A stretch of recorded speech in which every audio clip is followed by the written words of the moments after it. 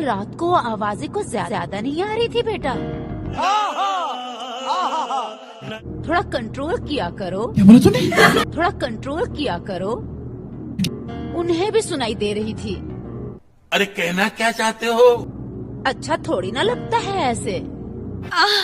Sorry sorry. और अभी तो रुको, क्लाइमैक्स अभी बाकी। कौन सी आवाज है मम्मी जी? और